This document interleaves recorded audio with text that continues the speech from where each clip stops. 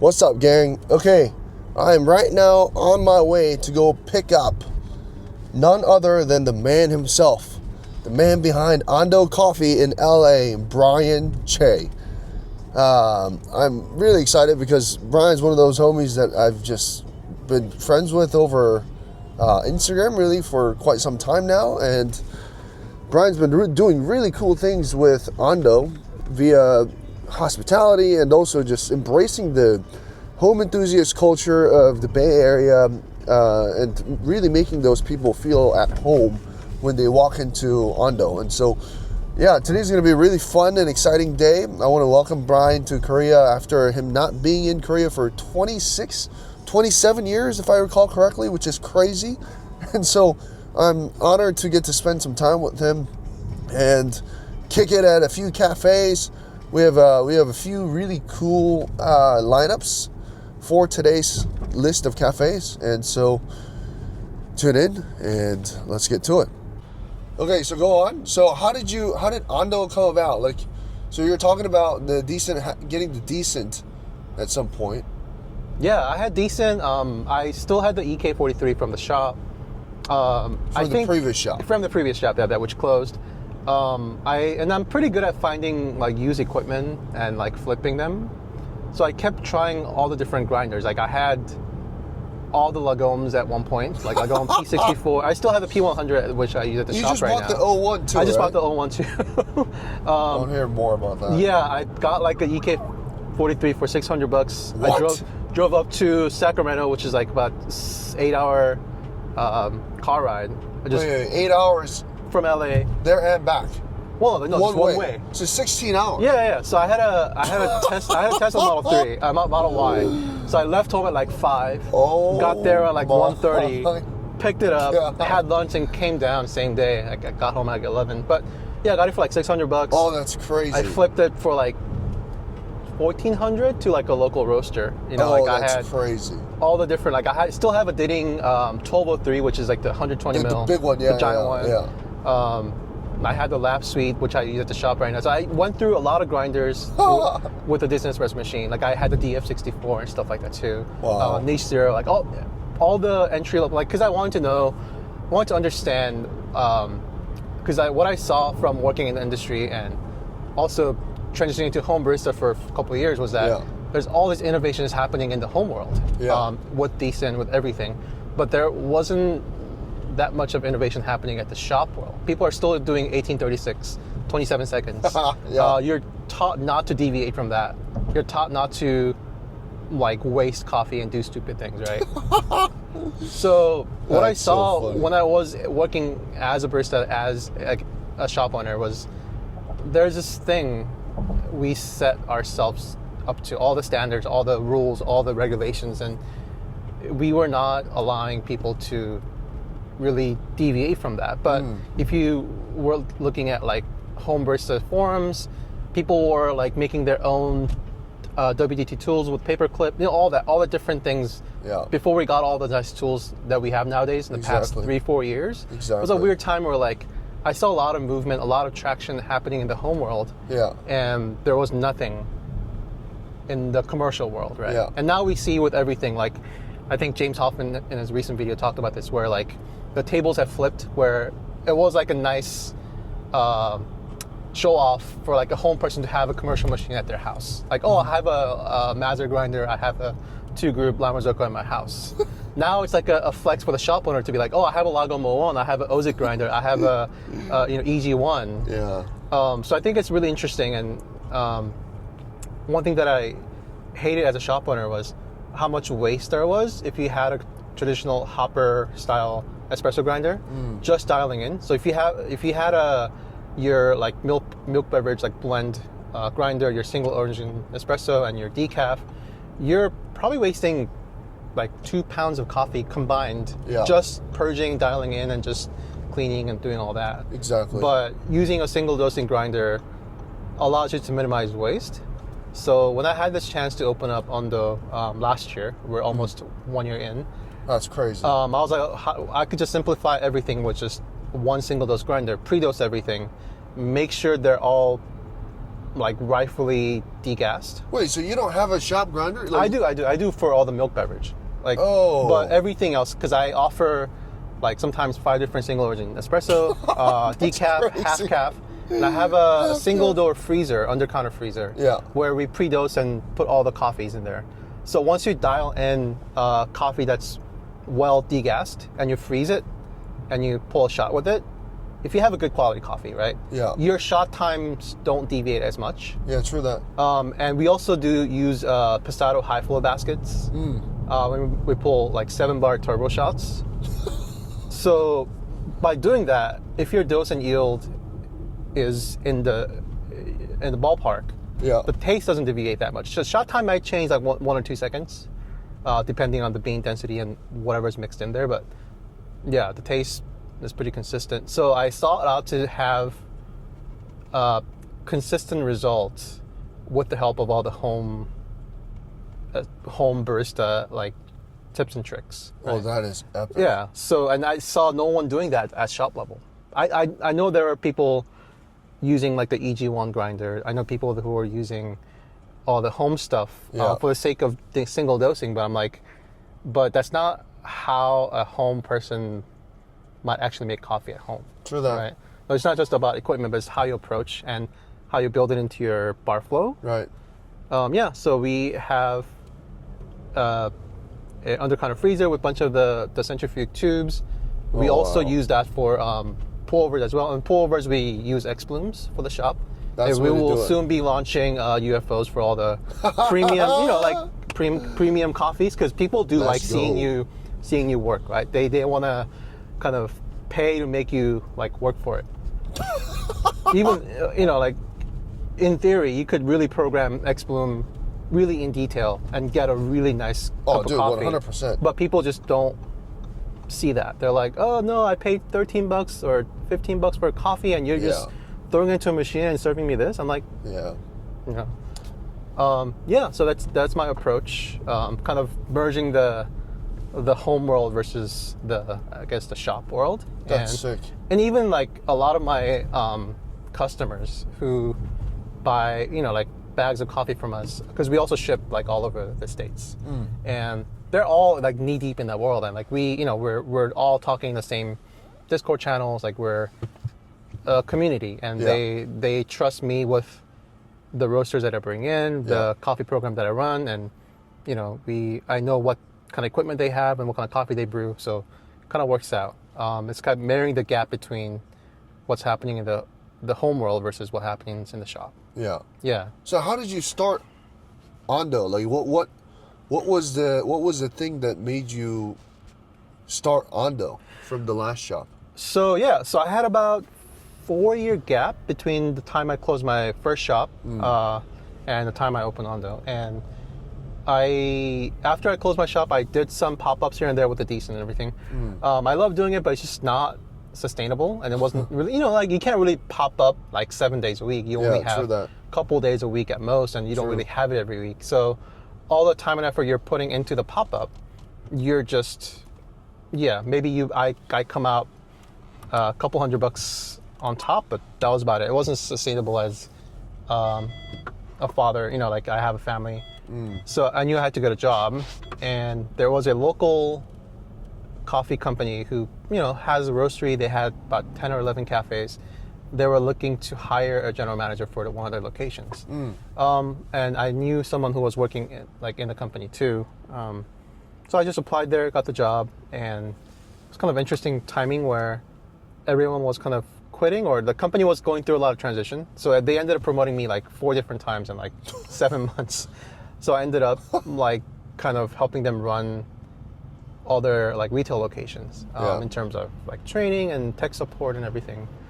And I realized, like this is fun. I like doing this, but they're not allowing me to really grow and really get better. And like, because I want to help the company, right? I want to make sure the company is running smoothly, because like I could show you videos later. They had espresso machine with the gaskets never changed in like 10 years. Oh gosh, Like how'd you they even had- pull the gasket out?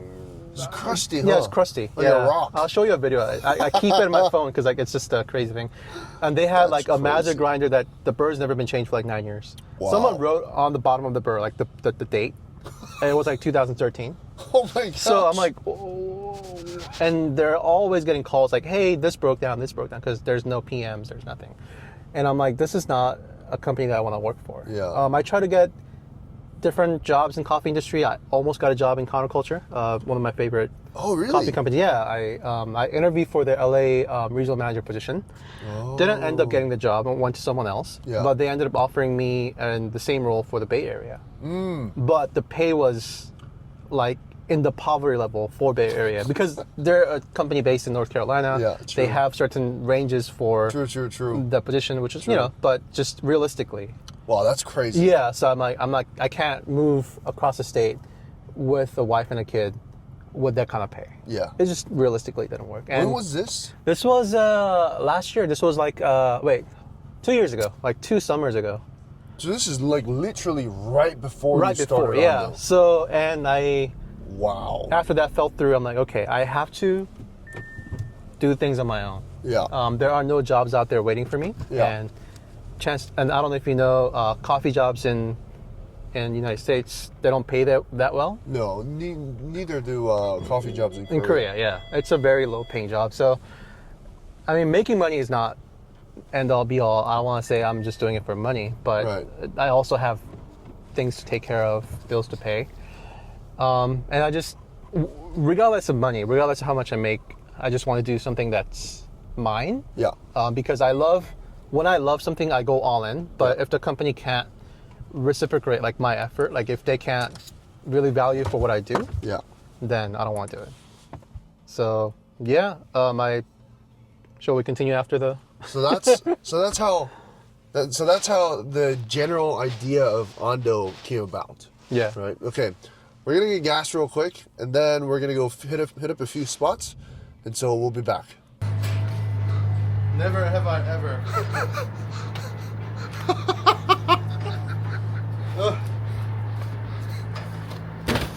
Oh! 그러면은 게이샤를 먹어야 되지 않을까? 게이샤라고 써있으니까. 게이샤? 맞아요. 저도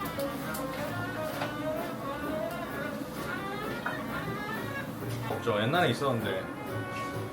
옛날에 있었어요. 감사합니다. 호텔 갈때 카푸치노 맛있어요. 네, 맞습니다. 와이프랑 같이 왔어요. 재밌겠다. 제주도에 오면 제주도 살기 하고. 감사합니다. 쿨했어. 미국은 보통 5년 계약 많이 하거든요. 5년에 이제 옵션으로 5년을 추가하는 경우가 있는데 저희도 그래서 Center Coffee. Bryan doing tourist things. share with the widest. This way? We can go this way. Okay.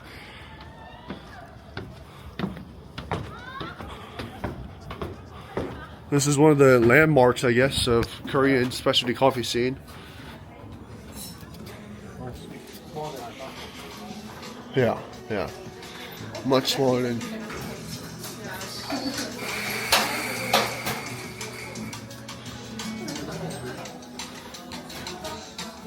Well, I have same coffee. That's a good green. Yeah, I've roasted the same coffee, Hankogo Tiki. This is their The newest blend, yeah. eighth their- anniversary yeah. blend. Should pick that up. It's Sarah Azul Geisha Honey, of course.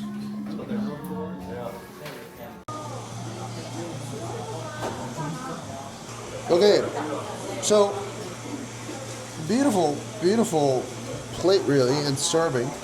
It's really interesting that they give you like this sommelier glass as well, and then they give you this huge thing. I do wish they would serve in a Like a smaller, like a server. Yeah, server and a little cup. Right, serve in a little cup, but you know, it is what it is. But this is their 8th year anniversary blend. There's some really thoughtful thoughts that Sang-ho has put together that we're gonna skip. Sorry, brother. Yeah, there's a blend information. Blend information, eternal moment, tasting notes of blackberry jam, tangerine, lavender. 2 geishas. 2 natural geishas actually. Yeah. El Inerto, he brings in some really good coffees. Yeah, this is a legendary geisha.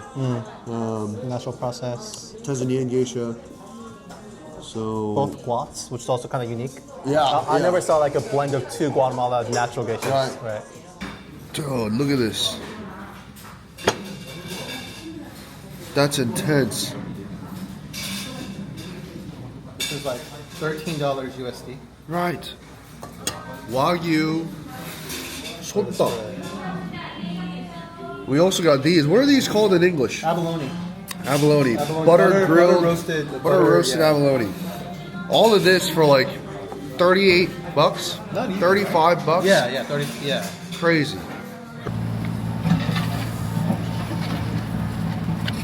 Yes. All right. Next stop. Where are we going? Fritz Coffee. Legendary. We're here to meet up with one of the co-founders / co-owners, BK. He's gonna brew us some coffees, and we're gonna hang, chat some business, learn some branding, Nice. see what kind of conversations come out. Exciting.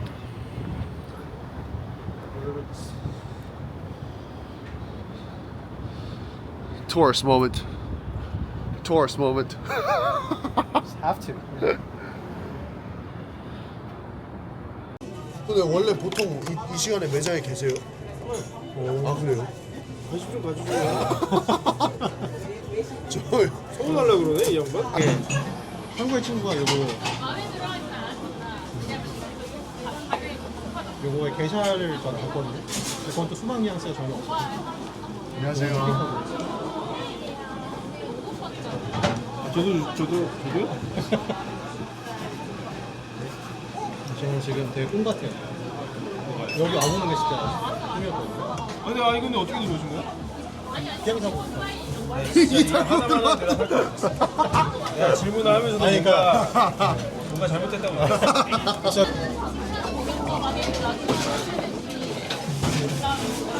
선생님 코 지금 준비됐어요? 네네. 우와. 야, 이거 뭐지? 수박 맛바 느낌이네? 네. 근데 브루잉 해보면 에비 노래인데 지금은 안 하고 있고. 지금 뭐 하는지 모르겠어요. 하는 게 없는 것 같은데. BK님이 직접 내려주신 온도 커피. 와, 이런 영광을 또 아유, 잘 맞습니다. 이런 걸 바라고 커피를 갖고 온 거 아니었는데.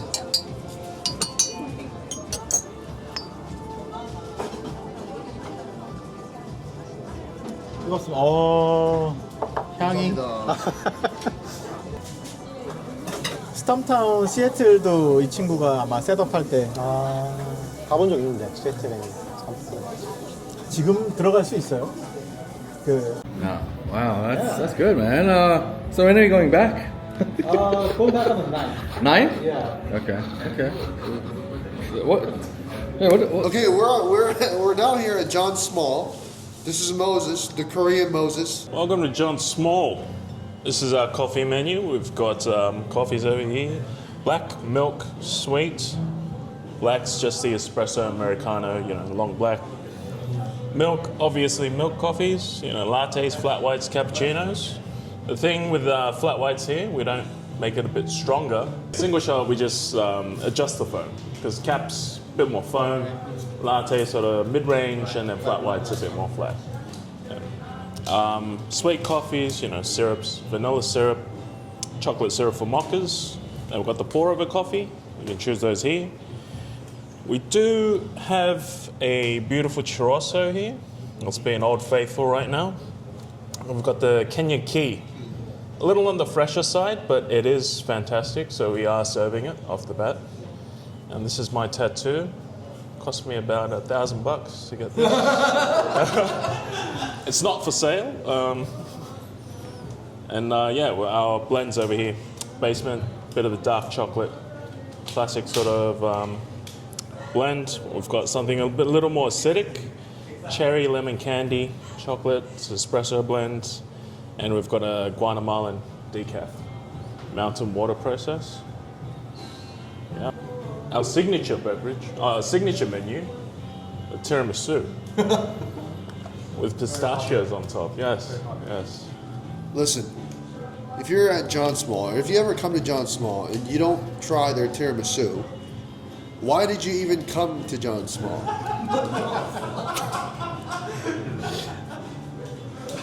With that, we'll take 2 tiramisus, Excellent. and that's it. I'm kidding. I'm kidding.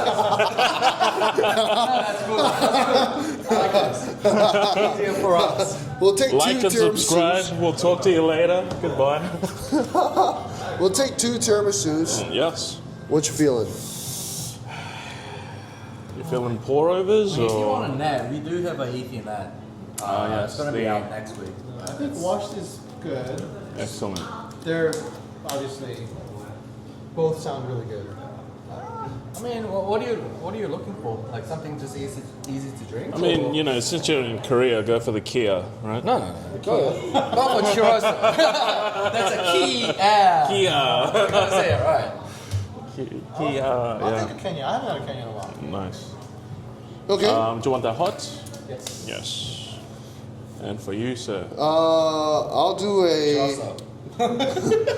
I'll do a Liquefied flat. tiramisu. I'll do a flat white.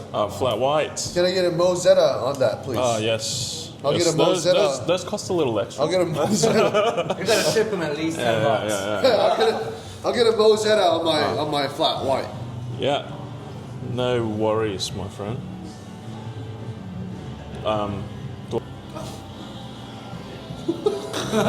Hello, John. Hello, Jay. Okay, so people have this burning question. Why is it called John Small Roastery? Because it's a small roastery. It's a small roastery by John. Yes. So that's a John Small Roastery. Yes. Beautiful. Thank you. Yes. We hear you're the man behind the tiramisu. That's a surprising thing. It's a bit of a teamwork, that one. Ah, Yes. it's a teamwork. Teamwork makes the dream work. Ah. There's no I in team. What other cliches are there? Rome wasn't built in a day. Neither was tiramisu.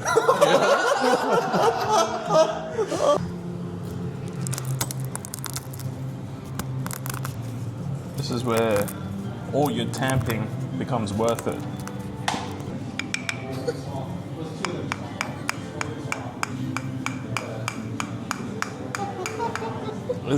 It's kind of like that. Did they do this in?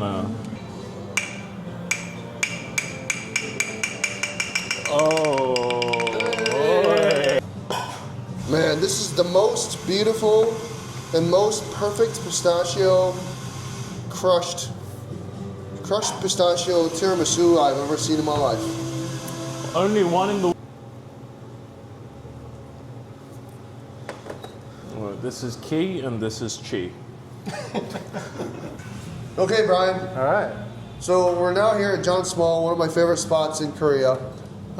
We have a beautiful flat white that's been sitting here for far too long because I've just been letting it sit. We have a beautiful washed Kenyan coffee. We have a beautiful washed Colombian coffee. That one's a churroso. This one is an SL28 and an SL34.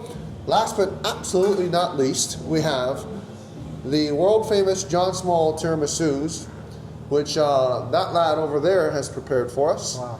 Say hello. Before we get into the coffees, for us to not damage our sensory, sensory abilities, we'll dig into the tiramisus first. Wait, what? All right, we'll get into the coffees first. So go ahead.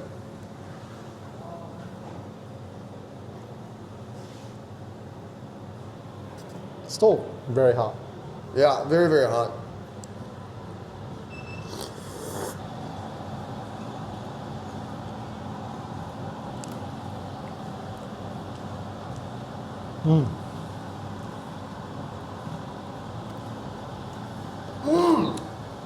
Dude. What do you think? I love the pistachio and the cacao nibs. Yeah. They're, like when you're chewing them, they just kind of like almost like fight with each other in your Yeah. mouth. There's like a nice chocolatey thing, then like the nuttiness. And then there's overall creamy like sweetness from the middle and the bottom layer. What's It's really good. It's really good. Dude, this is the best tiramisu I've ever I'm had. gonna steal this recipe. I'm gonna have a sip of this flat white. Oh man, I love the crunch. Right? So, like the texture thing is so fun here.